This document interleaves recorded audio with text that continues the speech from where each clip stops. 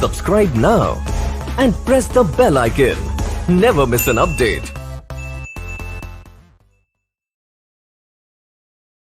Section 1. You will hear a woman phoning the secretary of a cycling club to find out about becoming a member.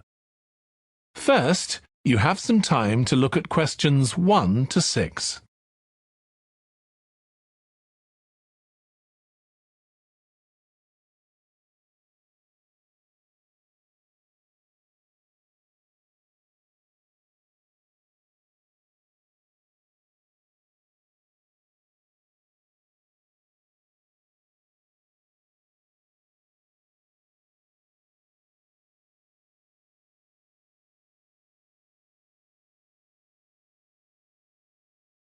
You will see that there is an example that has been done for you. On this occasion only, the conversation relating to this will be played first. Hello, South City Cycling Club. Oh, hi. I want to find out about joining the club. Right, I can help you there. I'm the club secretary and my name's Jim Hunter. Oh, hi, Jim. The club secretary's name is Jim Hunter, so Hunter has been written in the space. Now we shall begin. You should answer the questions as you listen, because you will not hear the recording a second time. Listen carefully and answer questions 1 to 6. Hello, South City Cycling Club. Oh, hi. I want to find out about joining the club. Right, I can help you there. I'm the club secretary and my name's Jim Hunter. Oh, hi, Jim. So, are you interested in membership for yourself? That's right. Okay, well, there are basically 2 types of adult membership. If you're pretty serious about cycling, there's the full membership.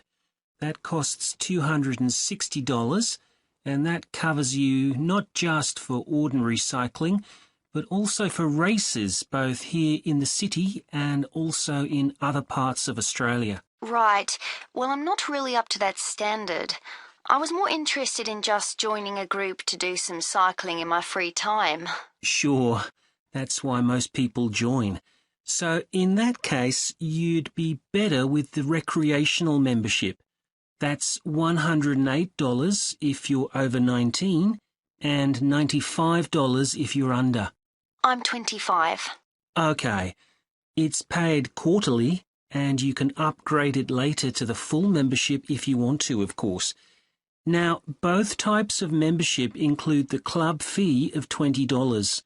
They also provide insurance in case you have an accident, though we hope you won't need that, of course. No. Okay, well, I'll go with the recreational membership, I think, and that allows me to join in the club activities and so on? That's right, and once you're a member of the club, you're also permitted to wear our kit when you're out cycling. It's green and white. Yes, I've seen cyclists wearing it. So can I buy that at the club? No, it's made to order by a company in Brisbane. You can find them online. They're called Jerry's. That's Jerriz. You can use your membership number to put in an order on their website. Okay.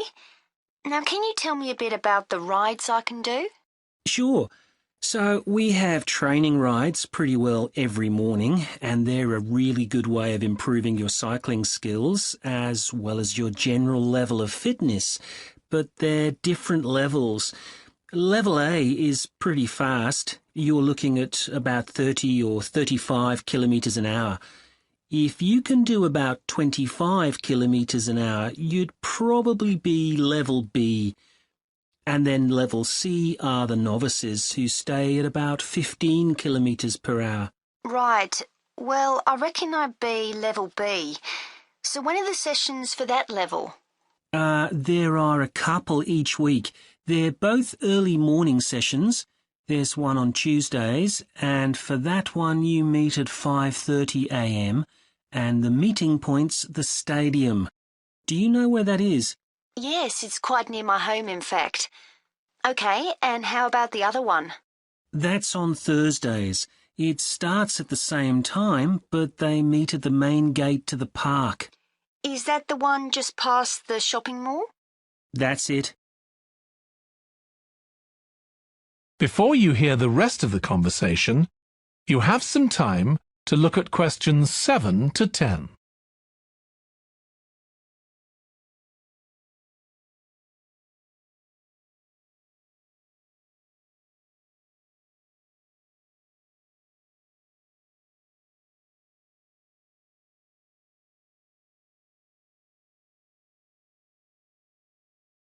Now listen and answer questions 7 to 10. So how long are the rides? They're about an hour and a half, so if you have a job, it's easy to fit in before you go to work. And the members often go somewhere for coffee afterwards, so it's quite a social event. Okay, that sounds good. I've only just moved to the city, so I don't actually know many people yet. Well, it's a great way to meet people. And does each ride have a leader? Sometimes, but not always. But you don't really need one. The group members on the ride support one another anyway. How would we know where to go?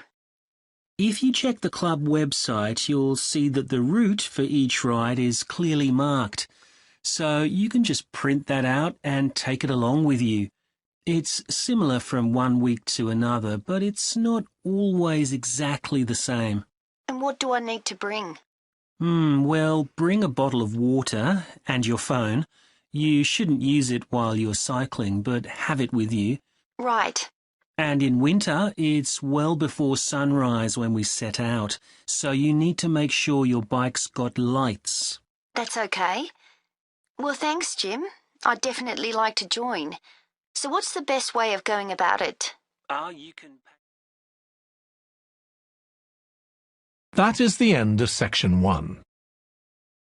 You now have half a minute to check your answers.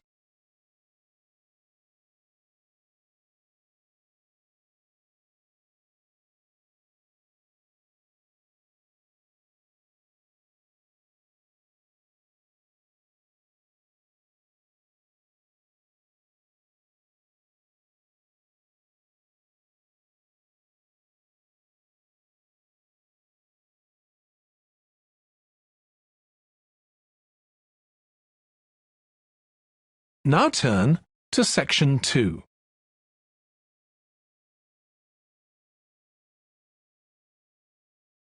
Section 2. You will hear a manager in a company talking to employees about volunteering for charity work. First, you have some time to look at questions 11 to 16.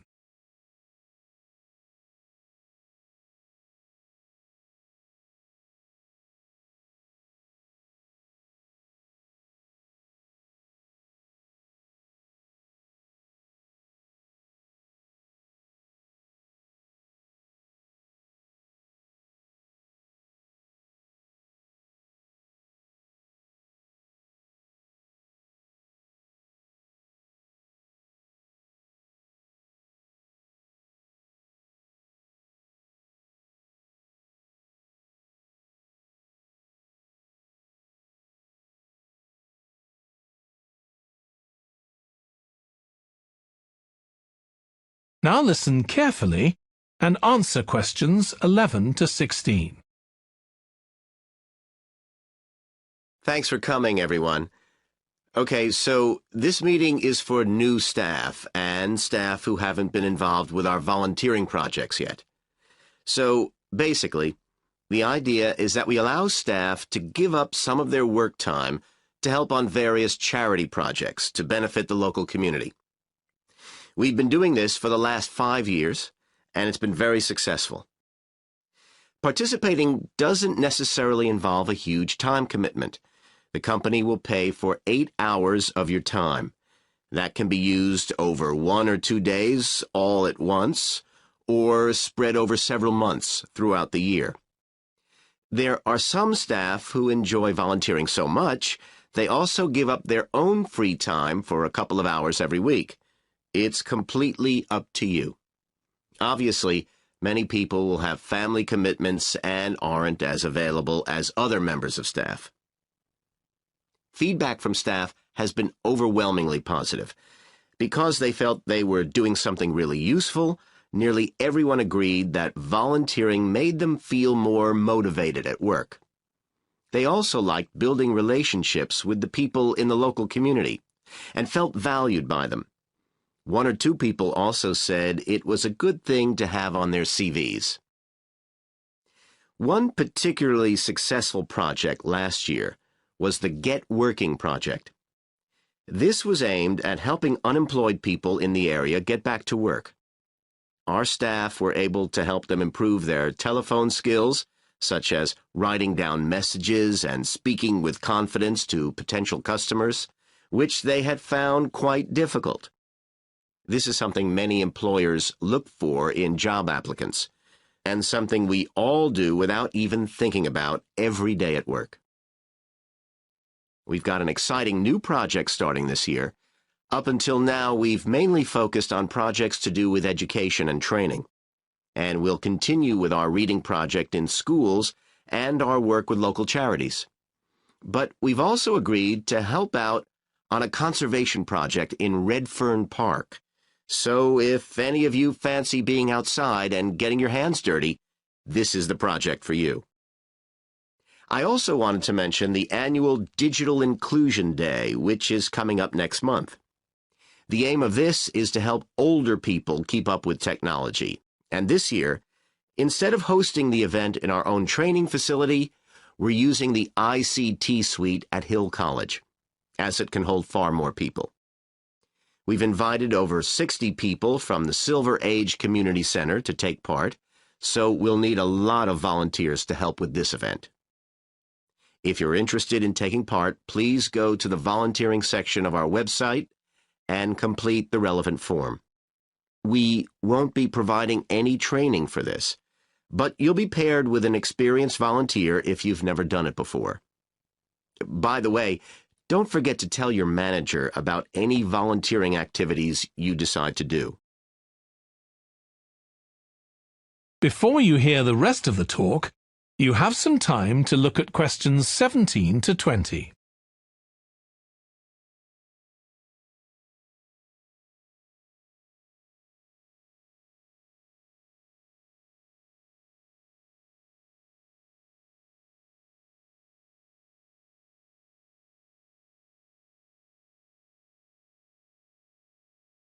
Now listen and answer questions 17 to 20.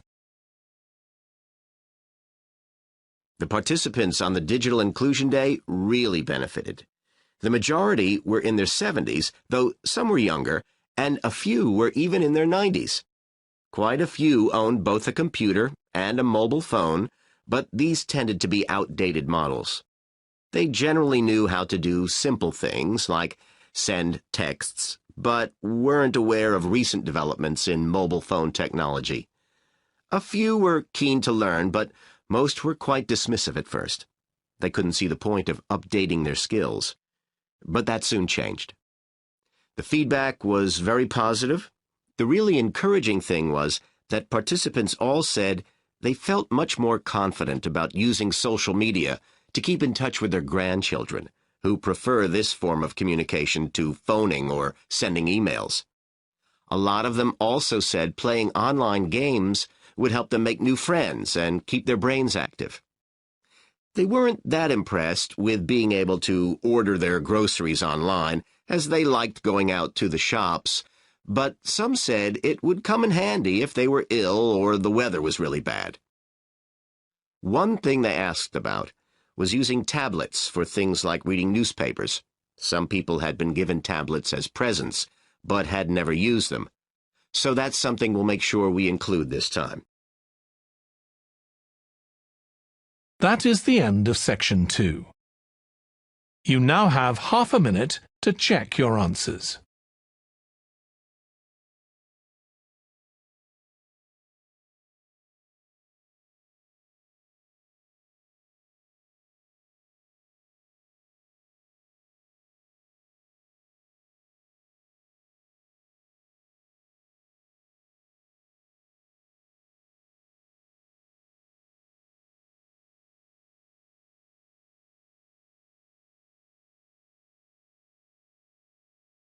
Now turn to Section 3.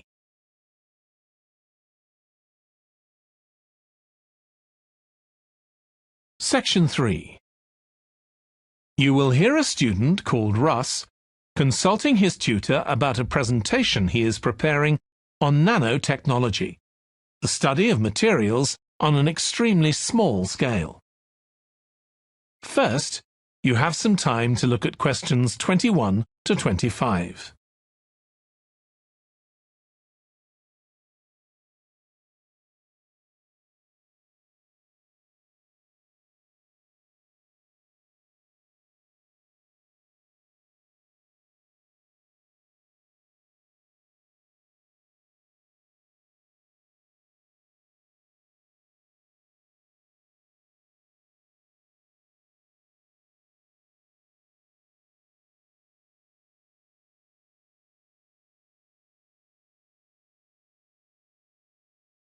Now listen carefully and answer questions 21 to 25. Come in, Russ. Thank you. Now, you wanted to consult me about your class presentation on nanotechnology. You were due to give it next week, aren't you? That's right, and I'm really struggling. I chose the topic because I didn't know much about it and wanted to learn more, but now I've read so much about it, in a way there's too much to say. I could talk for much longer than the 20 minutes I've been allocated. Should I assume the other students don't know much and give them a kind of general introduction, or should I try and make them share my fascination with a particular aspect? You could do either, but you'll need to have it clear in your own mind. Then I think I'll give an overview. OK. Now, one way of approaching this is to work through developments in chronological order. Uh-huh. On the other hand, you could talk about the numerous ways that nanotechnology is being applied. You mean things like thin films on camera displays to make them water repellent and additives to make motorcycle helmets stronger and lighter? Exactly. Or another way would be to focus on its impact in one particular area, say medicine or space exploration. That would make it easier to focus. Perhaps I should do that.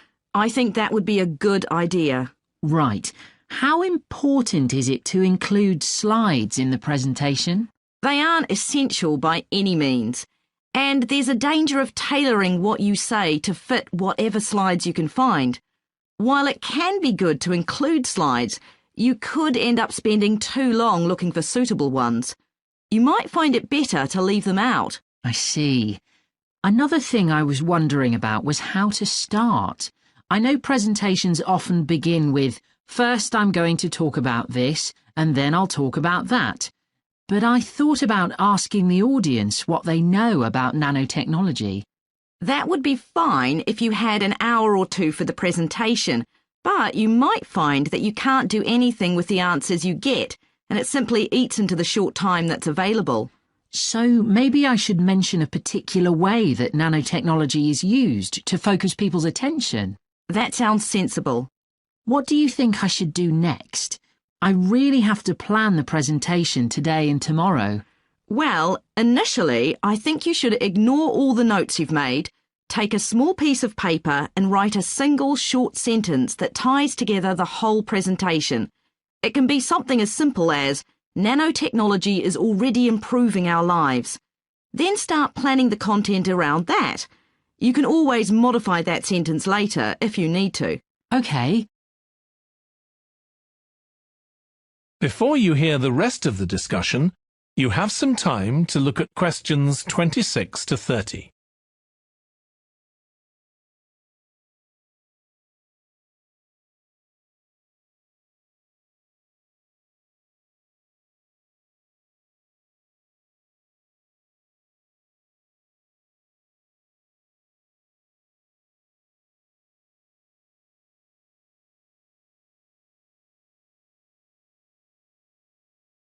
Now listen and answer questions 26 to 30. OK, now let's think about actually giving the presentation. You've only given one before, if I remember correctly, about an experiment you'd been involved in. That's right. It was pretty rubbish. Let's say it was better in some respects than in others. With regard to the structure, I felt that you ended rather abruptly, without rounding it off. Be careful not to do that in next week's presentation. OK. And you made very little eye contact with the audience because you were looking down at your notes most of the time. You need to be looking at the audience and only occasionally glancing at your notes. Your body language was a little odd. Every time you showed a slide, you turned your back on the audience so you could look at it. You should have been looking at your laptop. And you kept scratching your head, so I found myself wondering when you were next going to do that, instead of listening to what you were saying. Oh dear. What did you think of the language? I knew that not everyone was familiar with the subject, so I tried to make it as simple as I could. Yes, that came across. You used a few words that are specific to the field, but you always explained what they meant, so the audience wouldn't have had any difficulty understanding.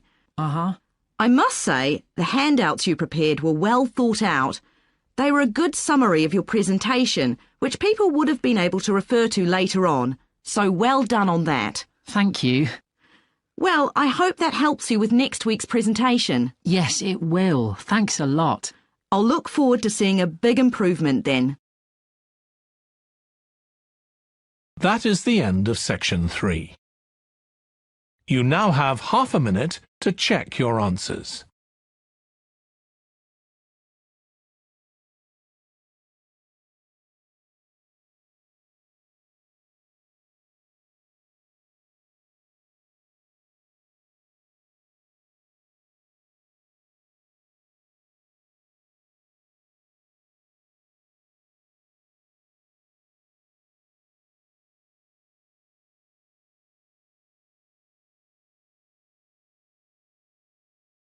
Now turn to section 4.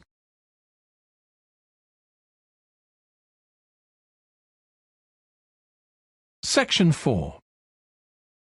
You will hear a lecturer in psychology talking about a type of memory. First, you have some time to look at questions 31 to 40.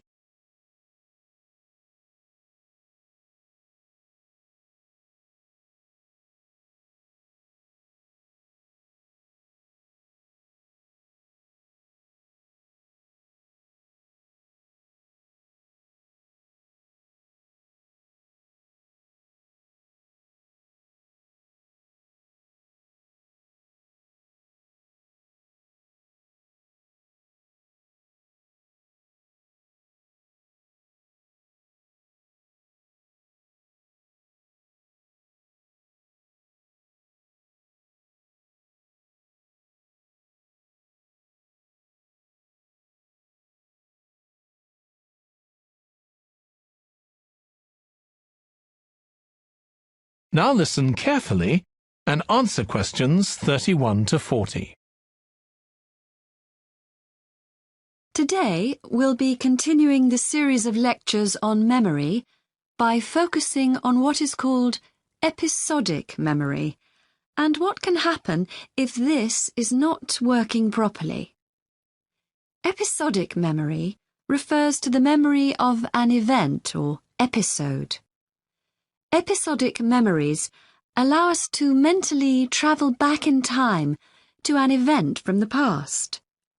Episodic memories include various details about these events. For example, when an event happened and other information such as the location.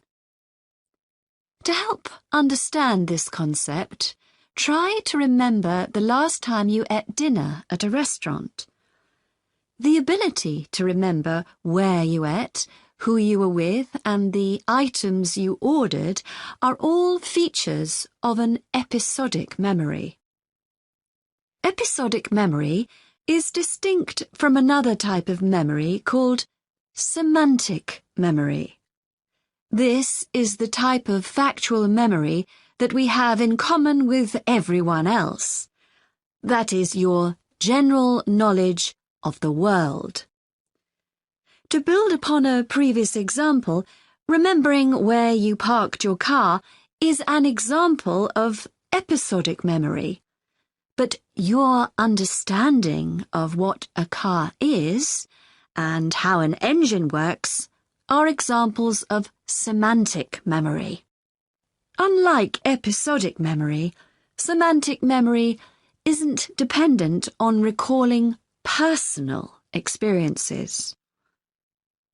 Episodic memory can be thought of as a process with several different steps of memory processing, encoding, consolidation, and retrieval. The initial step is called encoding. This involves the process of receiving and registering information which is necessary for creating memories of information or events that you experience. The degree to which you can successfully encode information depends on the level of attention you give to an event while it's actually happening. Being distracted can make effective encoding very difficult. Encoding of episodic memories is also influenced by how you process the event. For example, if you were introduced to someone called Charlie, you might make the connection that your uncle has the same name. Future recollection of Charlie's name is much easier if you have a strategy to help you encode it. Memory consolidation, the next step in forming an episodic memory, is the process by which memories of encoded information are strengthened, stabilized, and stored to facilitate later retrieval. Consolidation is most effective when the information being stored can be linked to an existing network of information. Consolidation makes it possible for you to store memories for later retrieval indefinitely. Forming strong memories depends on the frequency with which you try to retrieve them. Memories can fade or become harder to retrieve if they aren't used very often. The last step in forming episodic memories is called retrieval, which is the conscious recollection of encoded information. Retrieving information from episodic memory depends upon semantic, olfactory, auditory, and visual factors. These help episodic memory retrieval by acting as a prompt.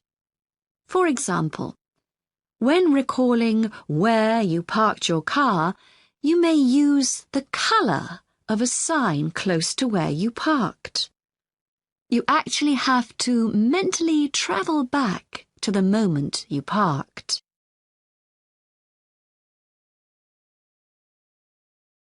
There are a wide range of neurological diseases and conditions that can affect episodic memory.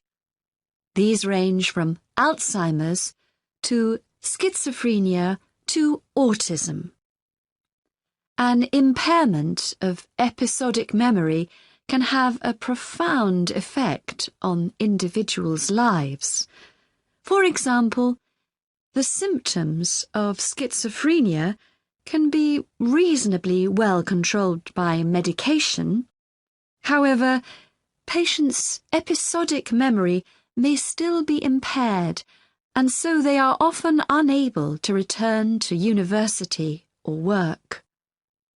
Recent studies have shown that computer-assisted games designed to keep the brain active can help improve their episodic memory.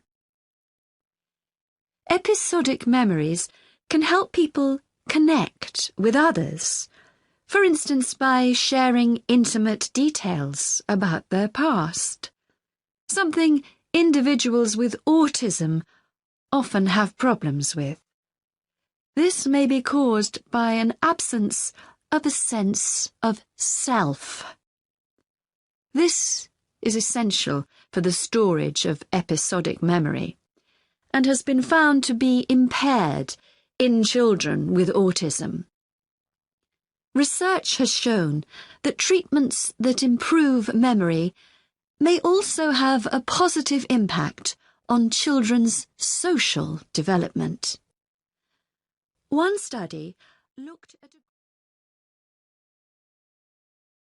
That is the end of section 4. You now have half a minute to check your answers.